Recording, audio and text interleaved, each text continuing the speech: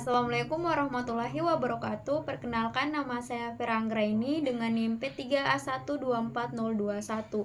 Video ini saya buat untuk memenuhi mata kuliah Mekanika Tanah 1 dengan dosen pengampu Bapak Muhammad Handi Dwi Adityawan STMN. Materinya yaitu tentang pemadatan tanah. Pemadatan yaitu bertambahnya berat volume kering oleh beban dinamis sebagai butir-butir tanah akan merapat dan mengurangi rongga udara, yaitu usaha secara mekanik agar butir-butir tanah merapat. Volume tanah akan berkurang, volume pori berkurang, namun volume butir tidak berubah. Hal ini bisa dilakukan dengan cara menggilas atau menumbuk.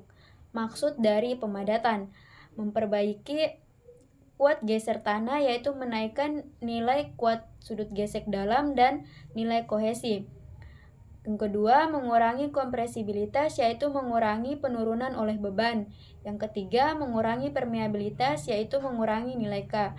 Yang keempat, mengurangi perubahan volume akibat perubahan kadar air. Yang kelima, mengurangi sifat kembang susut tanah, lempung. Maksud pemadatan dapat tercapai bila pemilihan bahan timunan, cara pemadatan, pemilihan mesin pemadat, jumlah lintasan sesuai. Pemadatan tanah biasanya digunakan pada pembuatan bendung, jalan raya, lapangan terbang, dasar pondasi. Contoh pemadatan tanah lanau. Umumnya stabil, kuat geser cukup tinggi, sedikit berubah volume. Sangat sulit dipadatkan bila basah karena permeabilitas rendah. Pemadatan tanah granuler. Paling mudah penanganannya untuk pekerjaan lapangan. Kuat gesernya tinggi, perubahan volume sedikit setelah dipadatkan, stabilitas tinggi. Pemadatan tanah lempung. Lempung padat, permeabilitasnya rendah. Tanah tidak dapat dipadatkan dengan baik pada waktu sangat basah atau jenuh. Air sulit mengalir keluar di rongga lempung. Butiran sulit merapat satu sama lain. Pengaruh kadar air tanah. Tanah kohesif kering merupakan bongkah-bongkah yang sukar dipadatkan. Jika disiram air menjadi dan lebih mudah dipadatkan. Tapi makin besar kadar air tanah, makin membatasi kepadatan yang dapat dicapai. Berat volume kering, rumusnya gamma K sama dengan G gamma WS bagi 1 tambah kadar air. Derajat jenuh, ukuran kepadatan berat volume kering. Makin padat suatu tanah, maka nilai gamma K akan maka nilai berat volume kering semakin naik. Kadar air saat berat volume kering mencapai maksimum.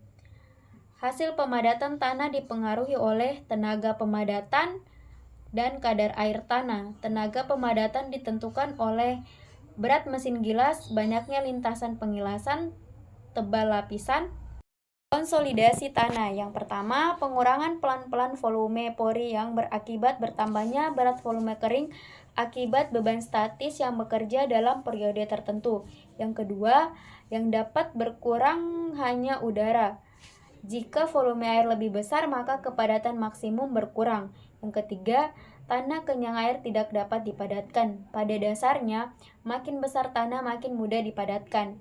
Yang keempat, karena air berfungsi sebagai pelumas agar butir-butir tanah mudah merapat. Tapi kadar air yang berlebihan akan mengurangi hasil pemadatan yang dapat dicapai.